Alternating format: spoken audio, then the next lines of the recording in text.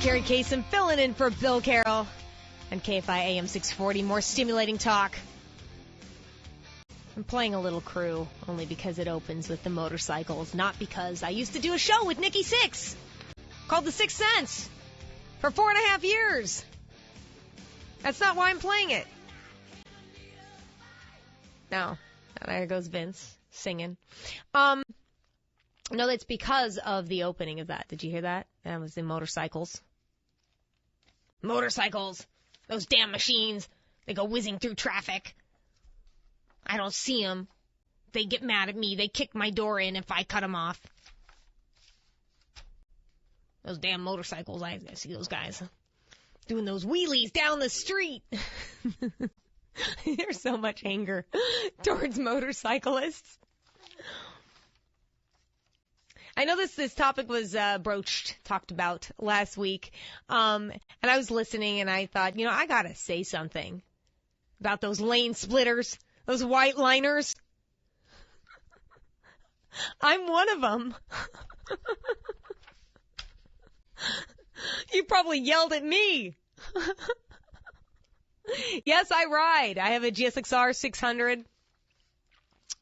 And I've been riding since I was a kid. I started out on dirt bikes, little 50s, little Honda 50s. Then you go to the 125. And then you realize, wow, this isn't enough power. You go into, 250s, 400s. Yeah, so I was riding, and then in 2000, I learned how to ride a street bike. And, boy, oh boy, completely different animal. Completely different animal. Let me tell you, I would drop my little dirt bikes and pick them up. Well, I dropped my street bike and couldn't get it back up again. I remember that. That was no fun. But let me tell you something. If you didn't hear this last week on the show, lane splitting, meaning when a motorcycle is going between cars that are hardly moving, is legal.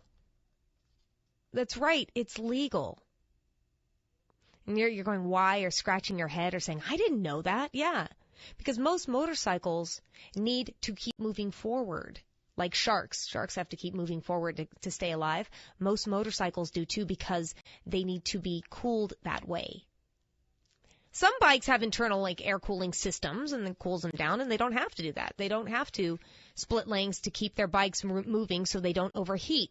You would see so many dead motorcycles, all over the freeways that have overheated if there was no lane splitting law. But a lot of motorcyclists take advantage of it because lane splitters are advised. Well, they were advised until the guidelines were removed 2 weeks ago. 2 weeks ago, the guidelines to how to lane split, and it basically said that lane splitters are advised not to drive more than 10 miles per hour faster than surrounding traffic and avoid the practice if traffic is moving faster than 30 miles an hour. And I agree with that. Although I do have friends that will lane split at 60, 70 miles an hour. I don't ride with those people. I say, see ya. But if I'm, on my way to Topanga Canyon, Stunt Road, no, I don't. I really am not that good of a rider, but I will do Stunt Road at 5 miles an hour. I don't put a knee down. No, there's no sparks coming from my bike because I'm laying it over so far. But I do ride. I do, go on the twisties and I have fun. But yeah, the guidelines were taken down. CHP removed the guidelines about 2 weeks ago under orders from the state's Office of Administrative Law after complaints from a Sacramento man that could be misinterpreted as enforceable laws. What? This is just to give guidelines and saying don't go or don't split lanes more than 30 miles an hour. In fact, a CHP officer, Mike Harris, says people liked and appreciated the guidelines. It's legal, folks, and for a good reason. Once again, I go back to so many people are angry at motorcycle riders because they don't know it's legal. And because you're jealous. Because you can't ride a bike, and I can. Kidding. But let me tell you something, folks. There's a lot of people who are really afraid of them and who think you can't ride. I was one of those people who thought, oh, it's too heavy. I can't hold the bike up. How am I going to hold that bike up?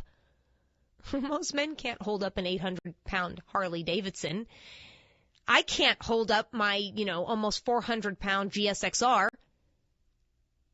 I can't do it. What people don't know is that bikes have perfect balance. Perfect balance.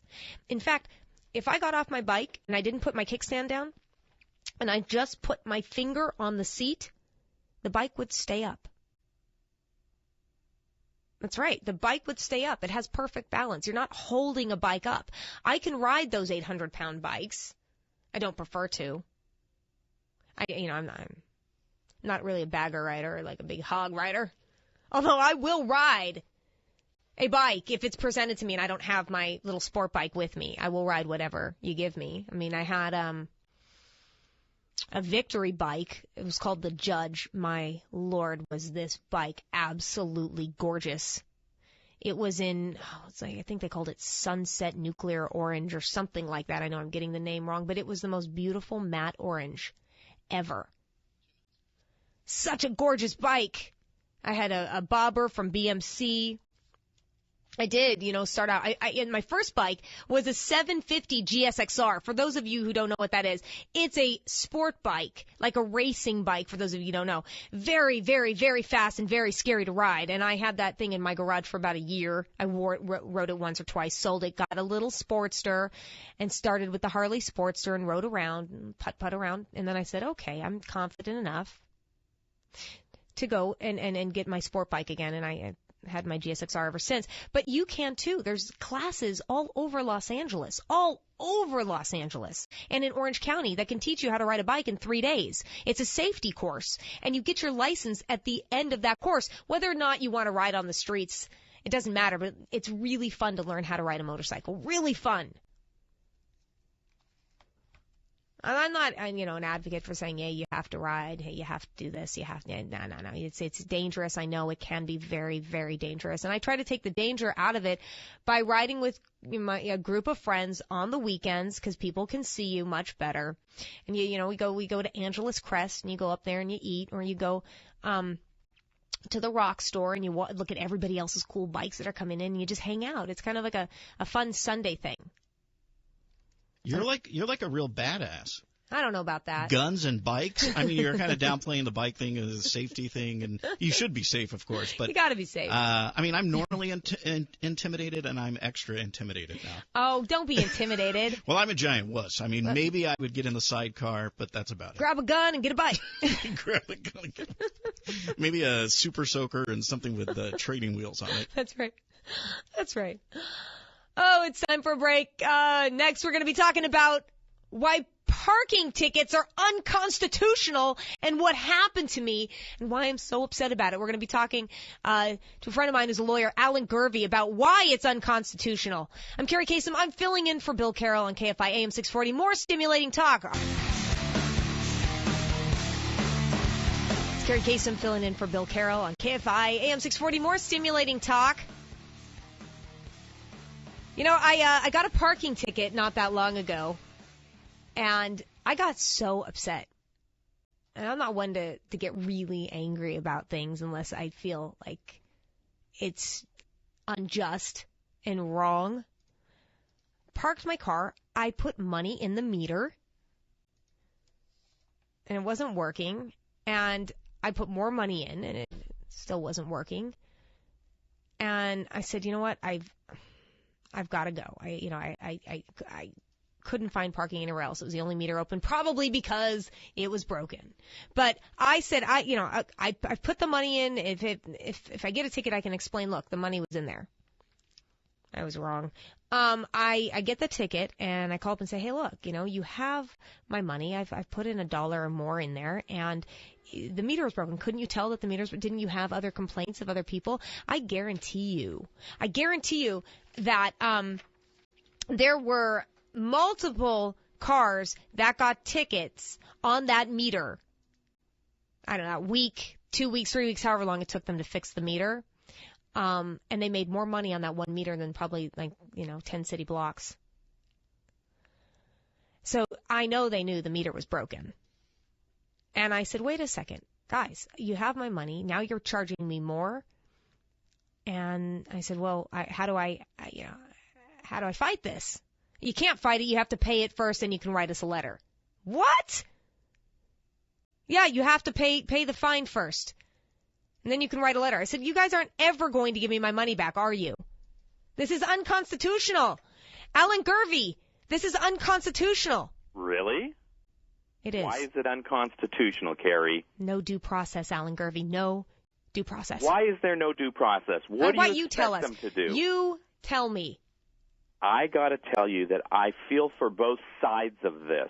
Yes, a lot of people are very upset about the fact that they get their tickets, and then within 2 weeks, the ticket is doubled, and then before they know it, they're owing $175 because they didn't put $1 into a parking meter.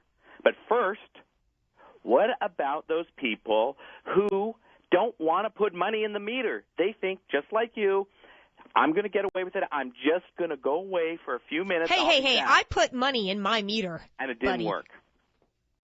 So the due process argument is that this is run by the city, and the city is the judge and the jury and provides the convictions without due process.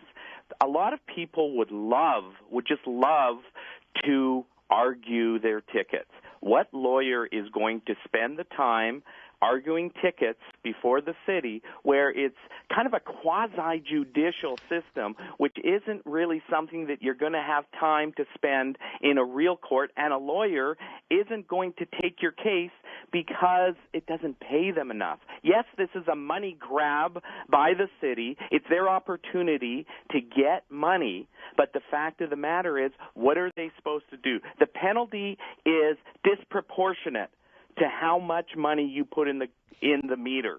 Now, can you take them to small claims court?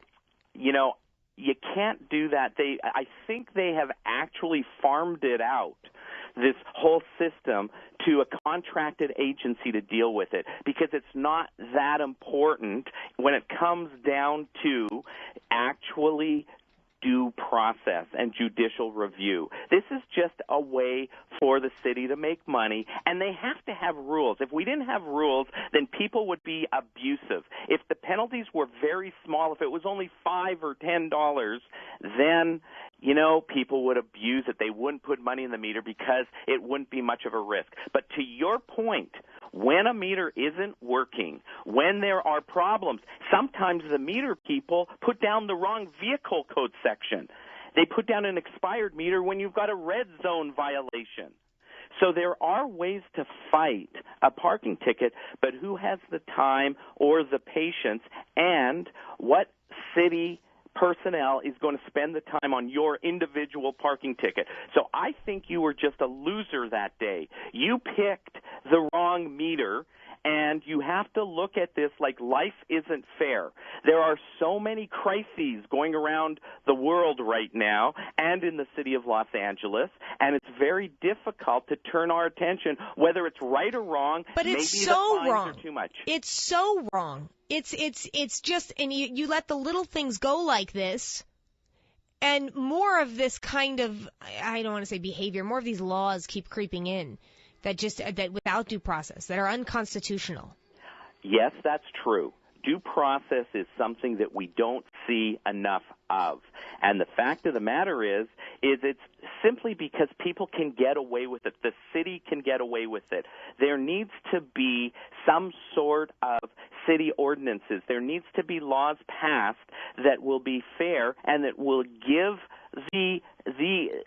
the person who gets the ticket unfairly an opportunity to argue the case and to prove it wrong. But unfortunately, that just doesn't happen because we don't have the time or the patience or the person power to be an arbiter for every parking meter violation that occurs. Okay, now hold on a second. There's some analysis here. Analysis is really, really interesting here. It says that there's 17,000 tickets that were written at meters last year. And I'm sorry, 17,000 tickets that were written at meters were reported to the city as broken. 17,000. Now listen to this. 3 times last year, this guy says he parked at meters that said fail, big fail on it, yet he still got a ticket. These meter maids, meter persons. I knew you were going to say that. They're male and female. Meter maids. You know what? They are meter maids, whether you're a male or you're a maid. Kerri, it's just like hitting. A man shouldn't hit a woman, and a woman shouldn't hit a man. Workers' comp. I mean workmen's comp. No, workers' comp, of course. That's what I do, workers' comp. And by the way, we've had a lot of problems in workers' comp because the penalties for failure to provide benefits to injured workers have been decreased over the last 10 years. See, it all starts with parking tickets. See? That's true. Told you. And when you decrease tickets, and when you decrease penalties for injured workers, for insurance companies who are not providing benefits for injured workers, it gives people the incentive to not do what's right. So we have to have standards in our society so that we can do what is right, and that is put the money in the meter and make sure your meter has the requisite funding for the time that you are away from your car. And if it does say fail, Alan Gervey, if it says fail, you take a picture of it, you record it, you record yourself putting the money in, you send the video in. Absolutely. There you go. Then you're safe. Alan Gervey, thank you so much for joining me again on another show. I know we do a show on the weekends, and I love talking to you. I am looking forward to seeing you on Saturday on Gervey's Law. That's right. Thanks, Kerri. Bye, Alan. Bye. We got to take a break. It's Kerri Kasem in for Bill Carroll on KFI AM 640. More stimulating talk. It's Archer. It's Kerri Kasem filling in for Bill Carroll. It's KFI AM 640. More stimulating talk.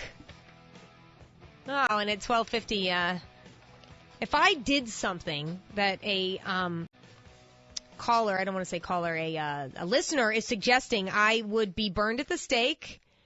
I would be tarred and feathered. I would be killed. And I'm gonna read what the listener is suggesting that I do at 12:50. Look, I'd have fun doing it, but I know it would kill me. I wouldn't. Yeah, well, I'll read it. I'll read it to you. Moving on. I don't know if you've heard about this. This is about I don't know what, last week. This man got really fed up with his wife / girlfriend not giving him sex. And she kept making up excuses. So he decided to keep a chart of his excuses. But not only did he keep the chart, he then posted it on Reddit. 2014, June 3rd. I'm watching the show. It's a Friends rerun. Sex? No. This was June 4th. I feel sweaty and gross. I need a shower. Sex? No. June 6th. Just a nonverbal no. Then she went on to say, I'm exhausted. Then on June 10th, she gives it up. Then she says, I'm still a bit tender from yesterday. Do I sound like the Kardashians? I'm cracking myself up. I'm sorry. Anyway, these excuses get funnier. Hey, babe, you want to have sex? I'm trying to watch the movie. Hey, babe, you want to have sex? I'm too drunk. I ate too much. So she goes on, and she goes on and on about, I just came from the gym. I feel gross. I have to get up early. I feel gross. I'm not feeling good. I ate too much. I'm sweaty and gross. I'm tired. She's used these excuses over and over, but she's recycling. Look, it's kind of funny. But I've been there where I have not wanted to have sex for a very long time, and my boyfriends get fed up. I'm too tired. I'm watching my show. I don't want to miss anything. Oh my God. Like, come on. You have sex all the time. I gave you sex like 3 weeks ago. Okay. So anyway, look, I get it. I've been there. Ladies, I've been there. I know you have too. There's some of you who, I get it. You're sex machines. You love sex. Can have it all the time. I'm not one of those women. Well, there's a woman that came out to rebut this, I guess you could say, and said, look, it's not just women. It's not just women that don't give it out. Men do too. So she went on to post, she had a girlfriend that had the terrible husband that was never nice to her, never wanted to have sex. They end up getting divorced. And then she posts her diary. This woman posts her diary about why she scanned all the pages from her diary and posted it. And she said it was beyond funny. She felt terrible for reading it, but they all laughed about it. And it was just all the excuses he gave about why he didn't want to have sex. I don't like it. What were some of his? I don't know. Do we have them? Do we have them here? I don't think we have them here. I could make some up, Brian. Oh, no, I'll find them for you. You find them? Okay, so no, there's a lot of reasons, first of all, why women don't give it up for sex. And I know I had the problem. I did. I went for years without sex, and I didn't have a boyfriend, but I did. I lie. Wait a sec. I'm going to tell the truth here. I had a boyfriend for a year and a half. We had sex 5 times. I feel bad for him. I feel bad.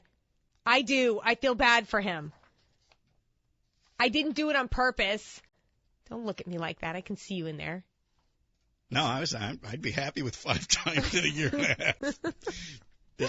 Bit of a drought going on.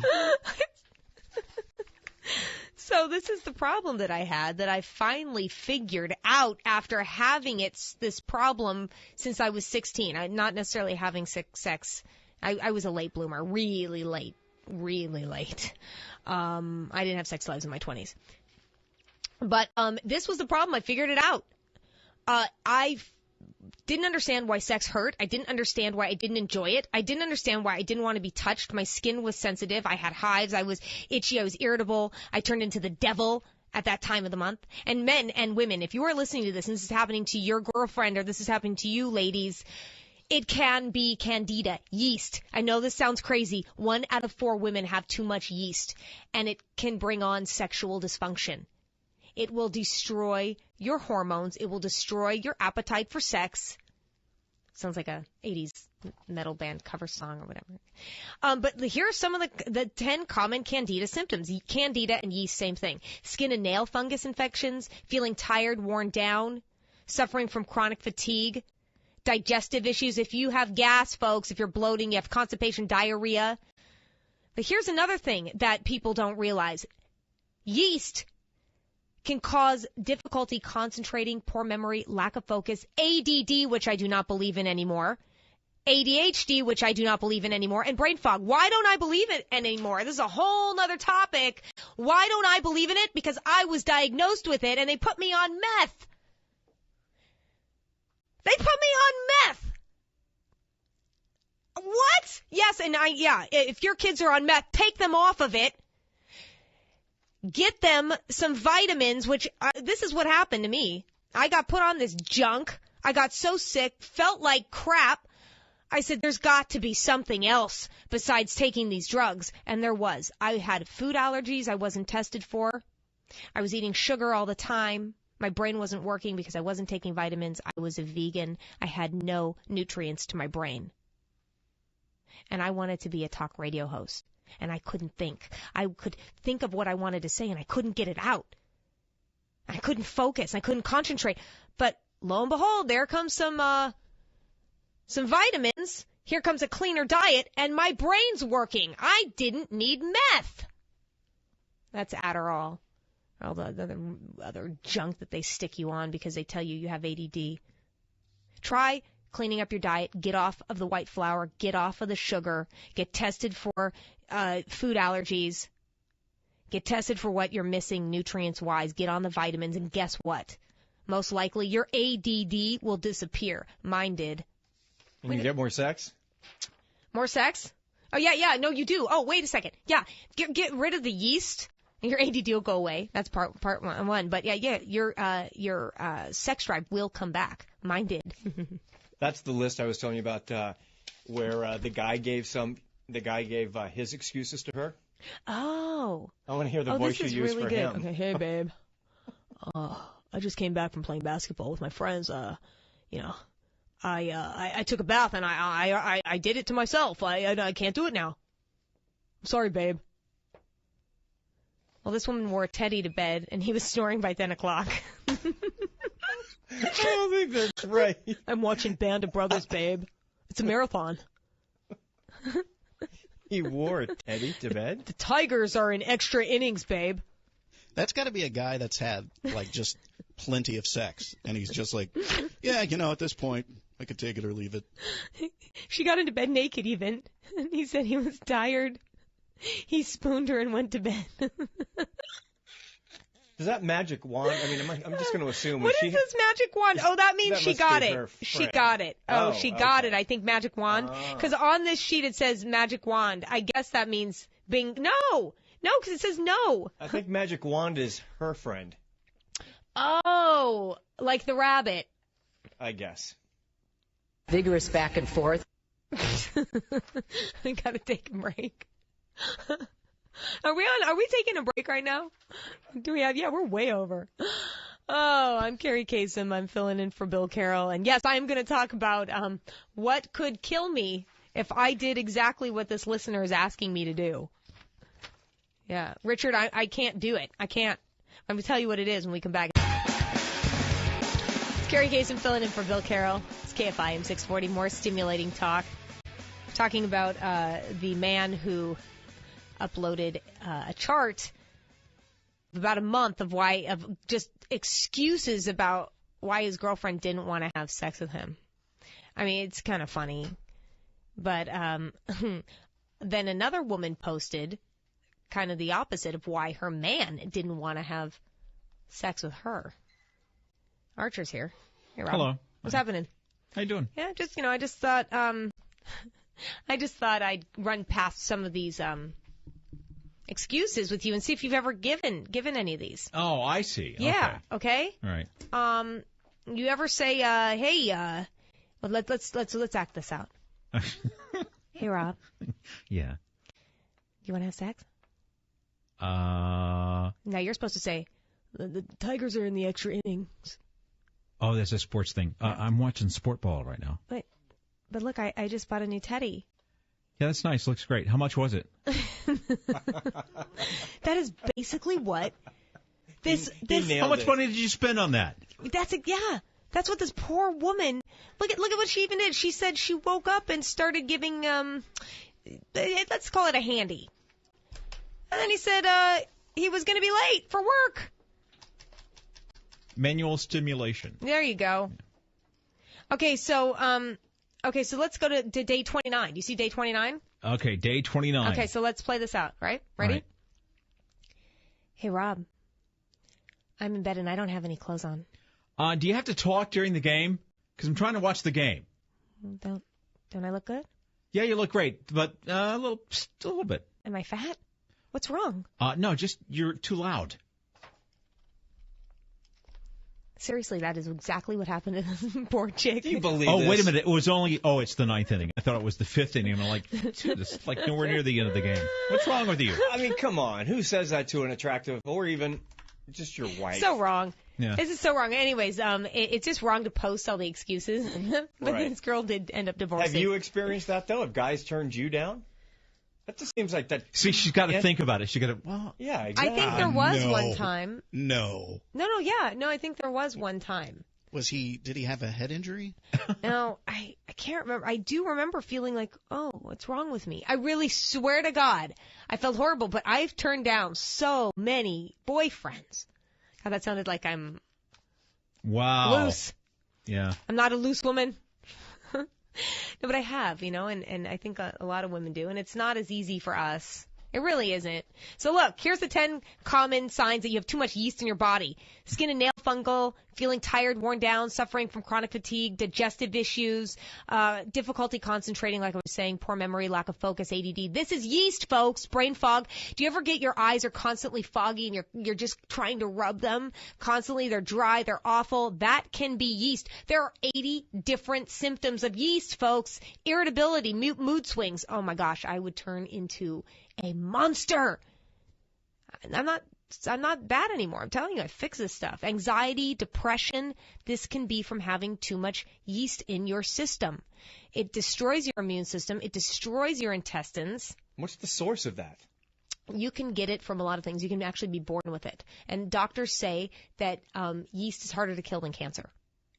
I mean, is it from food? I mean, like eating bread? Yes, it can. Now, you can get it if you're an alcoholic, if you're drinking too much alcohol. You don't have to be an alcoholic necessarily, but if you're drinking too much alcohol, you eat a high diet in carbohydrates, you eat too much sugar, if you take oral contraceptives. And men can get this too, right? Men can get it too. Antibiotics are really, really bad on your system. Take probiotics when you take antibiotics because what it does is kill off everything in your system, including all the good bacteria that can stop the yeast from forming. And yeast are very acidic, so you can have massive, massive digestive problems. If your stomach is hurting, you're constantly on that Prevacid. You're constantly on the antacids. A lot of that can be yeast, and people don't know it, and they're on this stuff for their life. How do you find out? Is there a test? There's blood tests. Yeah, there's a blood test you can go get. There's actually, if you look it up, look online for the spit test. You wake up in the morning, you have a glass of water there, you spit, and you can see the yeast in your spit. Ew. But look that up. I can't wait to do that. Look at this. Just pop myself in the oven and see if I rise? I am getting so turned on. Oh, I'm sure. But seriously, so it's called the spit test. Yes, a spit test. Just look up. It's a spit test for yeast. You spit in a cup, and you can see the legs of it. You can also find it in a blood test or in microscopes. If you go to a gynecologist woman, you can see it. They're black. Okay, but back to the guys. So literally, we can. This is a problem for us. It's a problem for men as well. And we can take the spit test, and if we should go to a doctor. Well, look. Look. This guy doesn't pay me. I've never done any endorsements. But there's a guy named Dr. Kwang. He's on Vermont in Los Angeles. Dr. Kwang, Kwang. He is the only guy to get rid of these little fungus, these little things drilling holes in my intestines. He's the only man to do it. His name's Dr. Kwang. I am not endorsed by him, and he doesn't give me anything for free. I swear to God, but he's amazing. He killed all the yeast in my system. Dr. Kwang, call Dr. me. Kwang! Dr. Kwang. I got to cancel lunch now because my You appetite's guys gone. grossed out. But look, I'm telling you, if you've got crazy women and they're not giving you sex and they're irritable and stuff, this could be yeast. Or if men aren't giving sex right? back, you said, right? Do you have normal sex with your guy? I do, actually. Pretty normal. Thank you very much. Yeah. But, I have problems with yeast infections. It's yeah. a real pain in the butt. Look, every time No I pun had... intended. I was going to say, maybe not there. Maybe not there. But yes. I got to stand over here now. Okay, I had yeast infections every time I had sex, and this is awful for men. They're going to have the worst view. Yes. And they would give me an antibiotic, and that makes it worse. So you cannot do that, ladies. You cannot do that. But they also talk about there's something that they give you every time. There's a pill as well that you're supposed to take if you are that person that always gets a yeast infection after sex. But it makes it worse. It makes it worse. Yeah, you should not be taking any of that. You need to go to where the source is. You got to kill the yeast because the more and more you take the antibiotics and medicine, creates more and hides in your muscles. It hides everywhere. Okay, let's. This is grossing intriguing. Most of our audience out. But you know what? It's a reality. How about every one of them? I think Brian's going to barf. But here's what I always say to boys. I'm like, don't gross out because where do you think you came out of? That's right. You know what? That's you were born in a fallopian tube. I get the sperm part, but you came out of the vaginal canal or maybe the C-section. But you were down there. I was doing MTV with my brother one time, and he's like, "Ew, get off me," because I was like had my arm around him, and I looked at him, and this is on live MTV, and I said, "Mike, we both came out of the same hole." Exactly. Breaking news, dude. What's well, going on? There's one way to put that. Kerri, Kasem, wow. Thank you for being here. We do need more estrogen around here. This is very important. Thank you very much. Important. Because no one knows yeast infections like we do. That's right. Maybe you and I could do it literally. I am on the weekend. so sorry I came to work today. I am really sorry I came to work. Todd, what do you have to say about it all? It's a PSA. Exactly. All we're doing is keeping it real, just like this alleged neuroscientist. What's going on? What's on your show? How crazy is this guy? He's a neuroscientist that goes to the airport and he wants to make a point, so he takes an assault rifle and he gets arrested for it. But it wasn't because it was loaded. I'll tell you why. And also, I love how, what would you do to get out of a speeding ticket? I've done a lot. Well, maybe it wasn't giving your number up, but it was calling 911 to say that you're about to be murdered. This is a crazy phone call that we've got on the show. So Thompson and Espinosa coming up next. Kerri Kasem, great to see you. Thank you. Good to see you, too. Yeah, Let's definitely. do this. I like this. Okay, fine. Yeah. We're running. And I'm calling Quang. All right, up next, Thompson and Espinosa. I'm Kerri Kasem. I've been filling in for Bill Carroll. It was fun. Had a good time. Oh, you know what? I didn't tell people why I was going to be killed. This is what Richard says. Richard said, hey, Kerri, I like your content. You should be a regular. Maybe replace Tim Conway. And I say, ha, ha, ha, I like my life. I would be tarred and feathered, burned at the stake. I wouldn't make it a couple nights before Tim's fans would come down and drag me out of here. Anyways, thank you for that. This is KFI AM 640. More stimulating talk.